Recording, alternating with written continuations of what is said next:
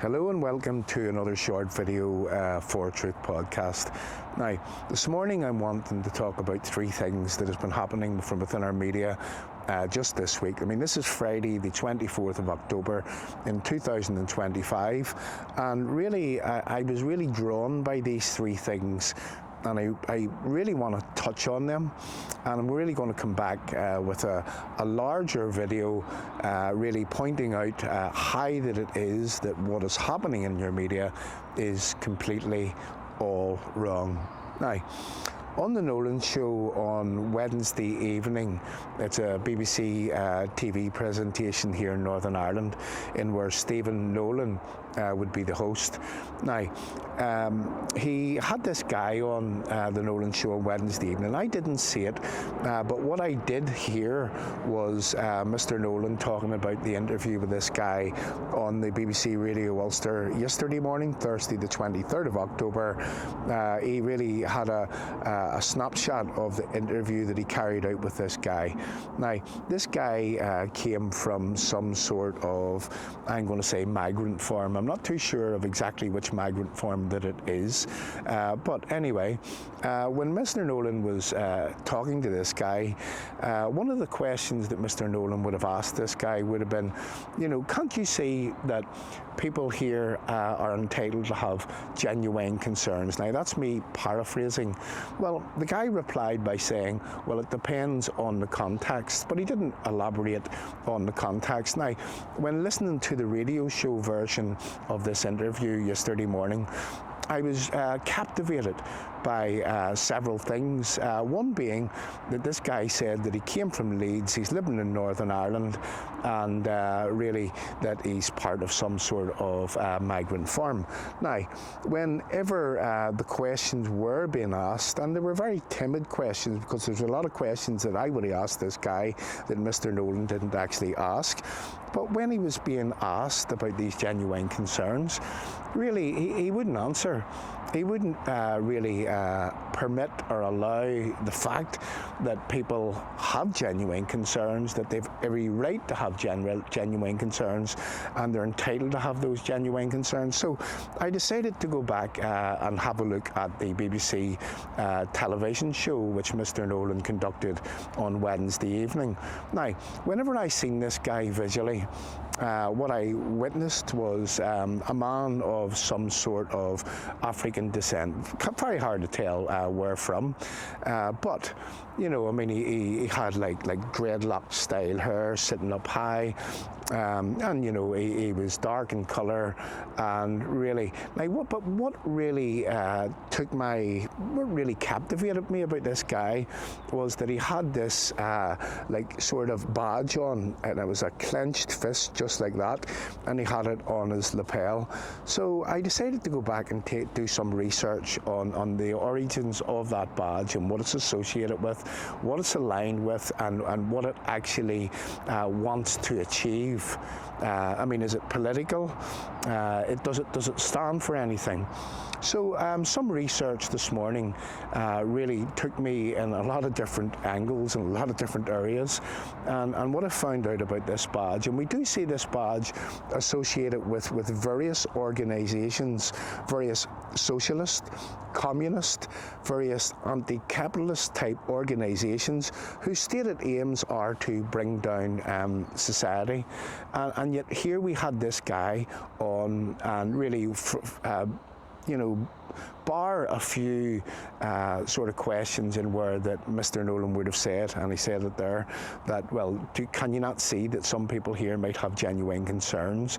They're really which he wouldn't answer the question, but he was getting like I'm going to say, a softball type interview from Mr. Nolan, and he was being permitted to sit on that television station, on the radio station yesterday morning, and to come across as some sort of victim and some sort of genuine person who was really there to discount the very fact that people have got and should have genuine concerns with reference what's happening in their country. Now, it's genuine concern. It's a valid concern, and believe me, it's a lawful concern to really be questioning why that it is that people are coming to your society, why that it is that such people are being put over and above other people that live here, whether that be for housing needs, whether that be for schooling needs, and really when you look across the board, whether that even be to do with policing and justice. So here we have this man with this badge on his lapel, and not once did Mr. Nolan even ask what that badge represents. So I'm just going to give you a snippet of what that badge actually represents. You know, that badge is associated with a movement called Black Power, going away back as far as the 1960s. And whenever you look at their stated aims, well, their stated aims is to bring down capitalism. Their stated aims is to be associated with socialism.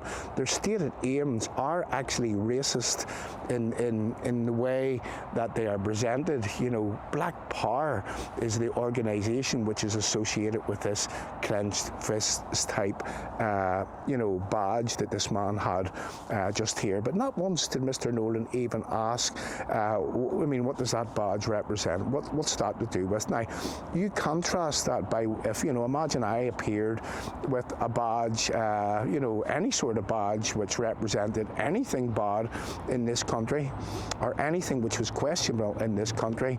Well, the focus would have been that badge, but not for this man. Oh no, Mr. Nolan let him walk off scot-free. So I'm going to be doing a short documentary about that man's badge, about that man, and about who that man represents, and about what that man is actually doing whenever he's on the media, stirring up trouble and stoking tensions between communities here in Northern Ireland. And I make no apologies for saying that. So that's point number one. Point number two, I seen a video in where that there's an SDLP councillor. She was the Lady Mayoress of Derry. She's in the SDLP, and she had made a complaint against this lady, and she said that this complaint was racially motivated. Now, whenever the PSNI turned up at this old lady's house, now I didn't see the lady's face, but I could tell by her voice that she was, she had medical problems and she sounded like an older type of a person. Now, apparently that this lady was living or certainly had in her home this black guy who also began questioning the PSNI. So they asked what the complaint was, and well, when you heard the complaint, this lady had said that what you are is that, and I'm just going to paraphrase here because I can't be exact with the words, but what you are is that you're a destabilizer that is here, and really you're stirring up tensions from within this society, and that's what the lady said. Now, this councillor Lillian Sinai Barr, what she did was she made a complaint to the PSNI, and there was absolutely no racism whatsoever in what that lady said, but yet the PSNI, they took it upon themselves to go to this lady's house and really to question her because that she offended somebody. And they said, the PSNI, that what that older lady had said was racially motivated. If that's what the PSNI think, if that's what whoever sent those PSNI officers out to see that old lady thinks, well, the country's worse off than we all think, because there was nothing whatsoever racially motivated in that little video, and that's something else that I want to be touching on very, very soon. So number three, we're going to look at what was happening in down around Dublin, City West Hotel in the past few days, and let's really understand. Let's try to imagine. I'm going to say. No, don't imagine, because this is exactly what happened. I seen a video clip from a young lady's sister, a 10-year-old sister, who really said that she had been violated, and it transpires by a man that had came to the country, and well, the authorities already knew about him, and we're not going to really get into that. We'll do that in a larger video, but just think about that, a 10-year-old sexually violated by a man.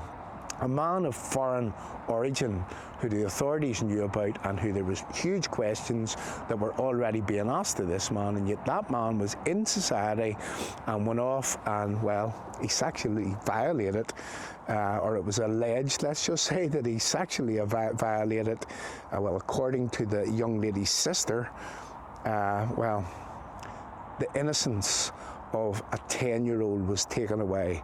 And if that's what people are trying to defend from within society, society is in a very, very, very bad place right now. So whenever we've seen the protesters coming out to protest at City West Hotel, I mean, I got a video clip which isn't on social media, and this was a man that was trying to document what was happening, a citizen's journalist, and he was really filming what was going on from within the guards, and the guards approached him. One guard with a mask on, and you know, beforehand the guards was really telling him to clear off. They didn't want this man filming them for what they were doing, and well, then they were really trying to chase him, after which a baton was taken out and they battered this man to the ground for absolutely nothing. Who's breaking the law here? The man that was literally filming, because it's his right to do so, or the guard that came with a mask on and took a baton out and battered that man into the ground? So there's society in a snapshot. And really, that's what we as people need to stand up against. That's what we as people need really to, I'm going to say, have to. If we have to, we're going to have to protest against our politicians. Now, I do see that there's some politicians on our side, and let's cast our minds back again to the Nolan television show just a few evenings ago, in where there was Timothy Gaston of the TUV, and there was Jonathan Buckley of the DUP. There was another man there from the UUP. And let me just say this here, there was one side of the panel that really wanted to focus on the very fact that hang on a wee minute, things are happening, there are undemocratic decisions being taken completely against the will of the people when they're placing people in our communities and no one knows who these people are.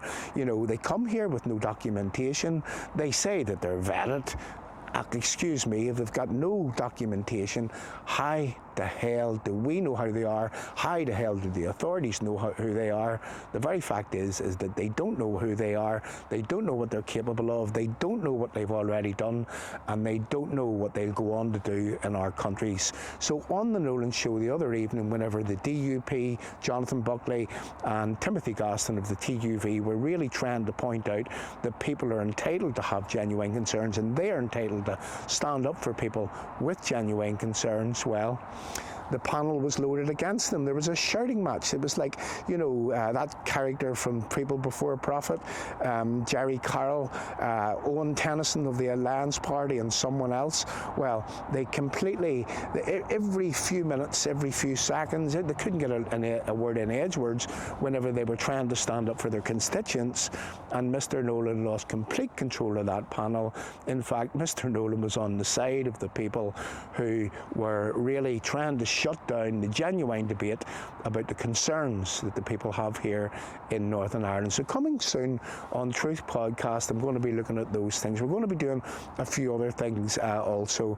I mean, I was in Poland last week and I was looking at the striking similarities between what happened in the 1940s right across Europe, specifically in Krakow in Poland, and what happened in the concentration camps, and what is actually happening today, and what our authorities are doing on ordinary folk that live here in Northern Ireland. Well, it has striking similarities to what the Nazis done, well, on people, on countries that they occupied during the Second World War.